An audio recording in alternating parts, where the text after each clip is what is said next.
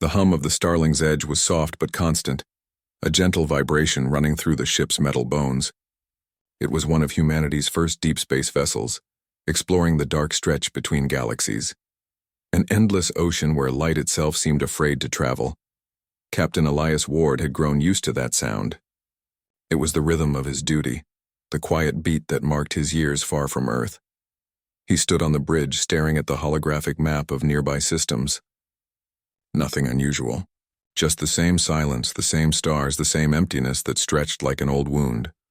He thought he was alone until he heard soft footsteps behind him. "Couldn't sleep again?" a calm voice asked. He turned. It was her, Lieutenant Aria Hale. Young, brilliant, and with the kind of quiet confidence that didn't need to be loud to be known. Her dark hair was tied up, and her eyes reflected the starlight from the bridge window. She always seemed too calm for a place this far from home. Elias smiled faintly. "Sleep doesn't come easy out here." "Space doesn't exactly lull you to dreams." Aria walked up beside him and looked out at the dark stretch ahead. "It's not the space that keeps you awake," she said softly. "It's what you bring with you." That made him pause. She wasn't wrong. He had seen things in the last few years. Missions that had gone wrong. Ships that never returned. People he couldn't save. Out here in the silence between stars, the mind had too much room to wander. For a moment, neither spoke. The stars blinked beyond the glass, slow and distant. "You keep staring like that," she whispered suddenly, breaking the silence. "And I might start to like it." Elias blinked, startled. Then he laughed quietly. "Was I staring?" "You were," she said with a small smile. "Humans have this way of looking at things. It's different. Even when they're lost, they still look like they're searching for something." He turned his eyes back to the stars. "Maybe we are. Maybe that's what humans do best, search." Aria's voice softened, "and hope they find something worth it." Hours later, the Starling's edge drifted near the border of an uncharted nebula. Strange readings pulsed on the radar, frequencies that didn't belong to any known species or signal. Elias called the crew together in the main chamber. "We've got an anomaly," he said, tapping the display. "Signal's weak but consistent. Could be a distress call." "Out here?" one of the engineers, Mason, asked. "We're light years from the nearest station." "Exactly," Elias said. "That's why we're checking it. No one else will." Aria was already studying the readings. "It's repeating every 13 seconds. Not random. It's a pattern," Elias nodded. "Prep the shuttle. We're going to see who or what is calling." The shuttle broke away from the main ship, cutting through the silent fog of the nebula. Electrical light flickered across the hull as radiation danced like ghosts in the mist. Aria sat beside Elias, hands steady on the controls. "This place feels wrong," Mason muttered from behind them. Aria glanced at him. "Maybe it just feels alive." She was right. The nebula wasn't just clouds, it moved, pulsing faintly, almost like breathing. As they got closer, the source of the signal came into view, a small vessel torn apart and drifting. Its hull bore no human markings. Alien tech, unfamiliar and scarred. Elias frowned. Never seen a design like that before. They docked carefully. The airlock hissed open and the team stepped into the dark. The smell of burnt metal hit them first. The lights inside the alien ship flickered weakly, and strange symbols lined the walls, glowing faintly blue. Aria held her scanner up. "The life signs are unstable. One faint reading ahead." They moved carefully, boots echoing on the floor. The corridor led to a chamber where a single pod still flickered with light. Inside it, suspended in fluid, was a figure. "Human?" Mason asked. Aria shook her head. "Not exactly." The being inside looked almost human, same shape, same build, but its skin shimmered faintly, as if layered with glass. Its eyes were closed and faint cracks ran along its limbs like broken crystal. Elias stepped forward. "Can we bring it aboard?" Aria hesitated. "It's risky. We don't know what it is." He looked at her. "If someone found one of us out here, would you want them to leave us behind?" That ended the discussion. They brought the pod back to Starling's edge. The medical bay buzzed with activity. Dr. Naresh examined the being while Aria monitored the readings. The alien's body emitted faint pulses of light, syncing oddly with the ship's power systems. "It's responding," Aria said. "Almost like it's trying to communicate." Naresh frowned. "Then let's listen." After hours of adjustments, the pod finally opened. The being inside gasped, a sound like shattering glass mixed with a human breath. Arya stepped back as it opened its eyes. They were bright silver, full of confusion and fear. "It's okay," Arya said softly, holding up her hand. "You're safe." The alien's gaze flicked between her and Elias. "Where am I?" "You're on a human ship," Elias said. "We found you drifting." "I'm Captain Ward. This is Lieutenant Hale." The being blinked, struggling with the words. "Humans. I've heard of you. You fight the dark." That made Elias frown. "The dark?" Before it could answer, the lights flickered. The ship's alarms blared. Mason's voice came through the comms. "Captain, something's following us from the nebula, multiple signatures." Elias straightened. "Battle stations." The alien winced, clutching its chest. "They've come." "The Void Hunters. They sensed me." Arya looked at it in shock. "You mean they're after you?" The being nodded weakly. "They devour light. Life, everything. I escaped, but they'll not stop now." Elias made a decision instantly. "Naresh, secure the bay." "Arya, with me." The Starling's edge shook as dark shapes emerged from the mist. They weren't ships, more like shadows with claws, devouring light wherever they moved. Energy weapons passed through them like water. Mason cursed. "Our shots do nothing." Arya's hands flew across the console. "They absorb energy." "We're feeding them!" "Then we fight differently," Elias said. "Shut down all power except life support." "Go dark." The ship dimmed, falling silent. Outside, the shadow creatures slowed, confused, swirling around like predators searching for prey. Arya held her breath. "They can't sense us." For a few tense moments, silence returned. Then the alien's voice came through the intercom, faint but urgent. "Captain Ward." "I can stop them," Elias frowned. "How?" "Let me use what I am. My kind are made from starlight." "I can draw them away." Arya's voice shook. "You'll die." The alien smiled faintly through the screen. "Better me than all of you." Before they could stop it, it left the medbay walking toward the airlock. Its body glowed brighter with every step, like a star being reborn. The moment it left the ship, the shadows turned toward it, drawn to the light, and followed it deep into the nebula. The ship was safe. But when the light faded, so did the alien. Hours later, silence filled the bridge. Arya sat by the viewport, staring into the empty space where the nebula once glowed.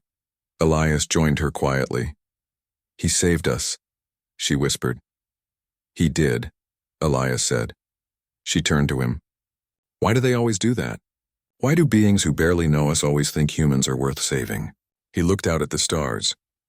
"Maybe they see something in us we forget to see ourselves." For a long time, they sat in silence, watching the stars return. Then Arya smiled faintly, her voice soft but teasing. "You keep staring like that, Captain," she whispered, "and I might start to like it." The Starling's edge drifted in silence for 3 long days after the battle. The nebula was behind them now, but its faint glow still shimmered through the ship's rear sensors, like the ghost of a dream they couldn't forget. Captain Elias Ward spent most of his time reviewing the recordings. The alien's last act played in his mind again and again, the light, the sacrifice, the shadows dissolving in brilliance. Every time he saw it, something inside him ached. Humans had always been stubborn survivors, but there was something sacred about that being's final choice. It reminded Elias that hope wasn't just a human thing, it was universal. On the 3rd day, Arya Hale entered the bridge quietly, holding a datapad. "You're still watching it," she said softly. He didn't look up. "I keep thinking maybe I missed something. Some clue to what those creatures were." She set the pad down beside him. "Maybe you should stop staring at ghosts, Captain." He smiled faintly. "You keep saying that," she met his eyes. "Because you keep doing it." There was a pause, the kind that said more than words. The hum of the ship filled the space between them. Arya turned to the holographic screen. "We've been picking up a signal. It's faint, but it matches the frequency the alien used when he first tried to communicate." Elias straightened. "A distress call?" "More like a memory," she said. "It's not live, it's encoded data. From before his ship was destroyed." He nodded slowly. "Show me." The recording was full of static at first. Then the image cleared. A vast world appeared, an ocean of silver light stretching beneath twin suns. Towers made of crystal rose into the sky, glowing with a living pulse. Figures like the alien they met walked along shining bridges, their bodies emitting faint light with every movement. A voice echoed faintly. "We were born from light. Children of the stars." But the void came. It feeds on hope, on warmth, on life. The image flickered, showing shadow-like creatures crawling across the sky, consuming the light towers like fire devouring paper. The voice continued. "We tried to fight, but we were too few. Only one path remained, to find the world where light first learned to dream." Arya leaned closer. That sounds like Earth," Elias finished for her. "They were looking for us."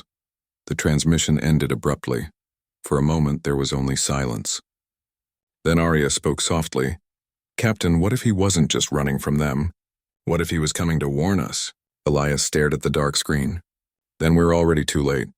The ship's alarms interrupted their thoughts. Mason's voice came through the comms, sharp with panic. "Captain, we've got movement. Something's coming out of hyperspace." Elias snapped to attention. "Shields up. All hands to battle stations." The crew rushed to their positions as a tear opened in the void ahead of them. Space itself seemed to ripple, bending around a black wound. From that wound, a fleet emerged, not ships of metal but living darkness. "The Void Hunters." Arya's voice trembled slightly. "How did they find us?" Elias clenched his fists. "The alien led them away, but he didn't destroy them. He just bought us time." The shadows surrounded the Starling's edge like sharks around bleeding prey. Energy readings spiked. Mason shouted, "They're charging some kind of field." Elias' mind raced. "Evasive pattern Delta 9. Keep us moving." The ship darted through the black swarm, firing bursts of plasma that only slowed the creatures momentarily. The bridge shook violently as one of the energy blasts struck near the hull. "Rear shields down to 40%. Arya called out. Elias gritted his teeth. "Reroute power from the secondary engines." Arya hesitated. "If we do that, we'll lose hyperspace drive." "Then we make our stand here," Elias said firmly. "We don't run anymore." Hours passed like minutes. The battle stretched on, a dance of light and shadow. The Starling's edge fought fiercely, its human crew refusing to surrender even as systems failed one by one. But it was clear, they couldn't win by firepower alone. Arya was studying the alien data again when her eyes widened. "Captain, I think I found something." Elias turned. "Talk to me." The alien's body, it wasn't just biological. It was a living energy core. When he sacrificed himself, he released a light frequency the Void Hunters couldn't consume. She pointed to the readings. "If we can replicate that signal through the ship's reactor, we might drive them off." Mason's voice crackled through the comm. "You mean turn the ship into a giant star?" "Exactly," Arya said. "But there's a problem. The human body can't survive that level of radiation inside the control room. Someone would have to stay in manual override, and they'd never make it out." Elias didn't hesitate. "I'll do it." Arya turned sharply. "No, you can't," he met her eyes. "I'm the captain. My job is to keep this crew alive." Her voice dropped, barely a whisper. "And who keeps you alive?" He smiled faintly. "You do. Every time you argue with me." For a second she didn't speak. Then quietly she said, "Then let me help."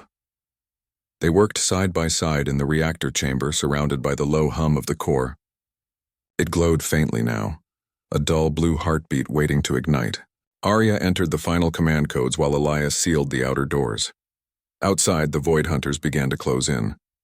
Their claws scraped across the hull and the ship's metal screamed. "Ready?" Elias asked. "Ready," Arya said, though her hands trembled. He placed his hand on the final lever. "If this works, we'll light up half the sector." She looked at him, her eyes soft but steady. "And if it doesn't?" "Then at least we tried." The reactor roared to life. Light poured through the chamber, filling every corridor of the Starling's edge. The darkness outside began to twist, shriek, and dissolve. The Void Hunters burned in silence, their shadows evaporating like smoke in the sun. But the power surged too fast. Warning lights flashed red. Arya's console overloaded, sparks flying. She stumbled backward as the energy field expanded. "Elias, the core is unstable." He slammed the emergency shield between them, locking her out. "Go, that's an order!" She pounded the glass. "No, you'll die in there." He smiled faintly through the glare of the light. "Someone has to keep the light burning." The energy wave burst outward, a blinding explosion of white. The void vanished. The ship went still. When Arya woke, everything was quiet. The ship floated peacefully among the stars. The void was gone, completely erased. She sat up slowly, her body aching. Mason's voice came through the intercom. "Lieutenant, it worked." "They're gone." She didn't answer. She already knew. The reactor chamber was sealed. The metal walls glowed faintly, still warm from the blast. She pressed her palm against the door and closed her eyes. He was gone. The light had taken him, or so she thought. The console near her flickered. A faint voice came through, soft, distant but unmistakable. "Arya." Her heart stopped. "Elias?" Static filled the room, then the voice grew clearer. "Don't be sad. The light isn't gone. It's just changed." Tears filled her eyes. "Where are you?" "I'm part of it now," he said quietly. "The alien showed me. Light doesn't die, it becomes something new." She covered her mouth, trying to breathe. "You promised you wouldn't leave." "I didn't," he said gently. "Look outside." She turned to the viewport. Beyond the ship, in the endless black, a single new star shone, bright, warm, and steady. It pulsed in rhythm with the ship's beacon as if it were alive. Her tears fell silently. "You keep staring like that," she whispered, smiling through the pain, "and I might start to like it." The star pulsed once as though answering. The Starling's edge drifted silently through the void. Its hull bore the scars of battle, and the crew moved like ghosts through the corridors, tired but alive. The void hunters were gone, evaporated by the light Elias had unleashed, yet the emptiness of space felt heavier now, hollow in a way that only loss could make it. Lieutenant Arya Hale sat on the observation deck, staring at the single star that had appeared after the reactor's explosion. Its light was unlike anything she had seen before, warm, steady, and almost alive. It pulsed faintly, echoing in rhythm with her heartbeat. Mason entered quietly, his usual loud energy muted by awe. "It's beautiful," he said, voice barely above a whisper. Arya didn't respond. She felt a strange calm wash over her. The star was more than beauty. It carried a presence.